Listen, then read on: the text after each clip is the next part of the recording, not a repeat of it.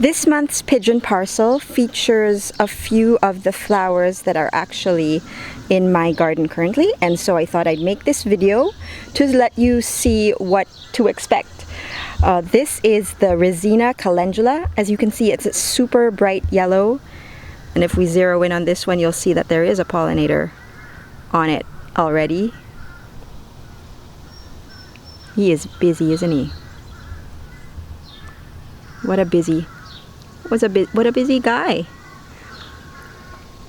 So these guys are bright yellow, and a lot of the testimonials from the source that we got the seeds from, Baker's Creek Heirloom Seeds, have said that they have made salves and teas that are really, mostly the medicinal property that's the most popular for this is skincare that I know of. But I know there's another medicinal property as mentioned in the links or in the description that we sent you guys of the uses of calendula. So not only is it a pollinator, as many things are in nature, they don't just have one targeted function, but it's one element with several overlapping functions. So in that sense, you build redundancies in your garden. And if we move over here,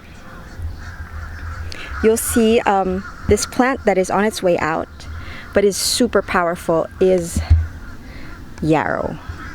This is a red yarrow, and I have a white yarrow here. They say the medicinal properties of the white yarrow are greater, and it is an awesome pollinator plant because this plant, I think, blooms the longest in our garden. So the earliest in the spring, and then it'll bloom through the summer, but as you can see, it dies out too, and then it'll go all the way through the fall. So this is a long native, low growing, if you wanted to do the aesthetics in your garden, pollinator plant. Anything that is of the umbellifer family, parsley, is a great pollinator plant to have. Earlier this morning we saw a caterpillar of, I think, either a monarch or the look-alike of the monarch, and it's still there. Let's just zero in on this guy. He's just chilling out. This is a parsley, so anything that's in the parsley, this is a celery actually, parsley, umbellifer, dill, carrot, these guys love to munch on them. If you have those interspersed in your garden, you're in good shape.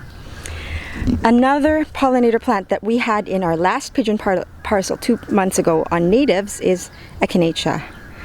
And this is just alive with a buzz with life all the time. There's never a time that I come here without disturbing some sort of creature like this wonderful bumblebee. So if you were on our Pigeon Parcel for the past few months, you would have received this, and hopefully they'd be growing in your garden. This is what's in this month's Pigeon Parcel, the anise hyssop, Agastache funiculum, and these tiny little trumpet flowers. These attract the smallest of the pollinators, so definitely one to watch for, and the birds too. So I think, oh, and here's another one that we did not include, milkweed.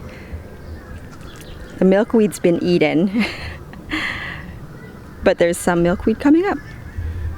So a lot of pollinator plants to choose from, many of which are in your pollinator Pigeon Parcel.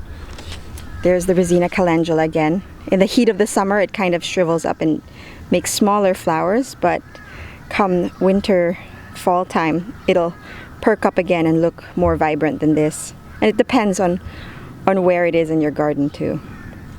So I hope this has been inspiring to see what can be done and what you guys can grow.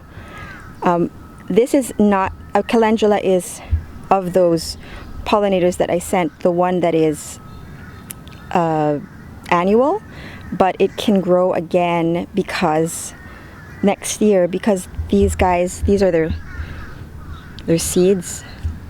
You just have to harvest these and you can keep them. I have a whole jar of them, or you can just sow them over and over again, depending on how mild your climate is.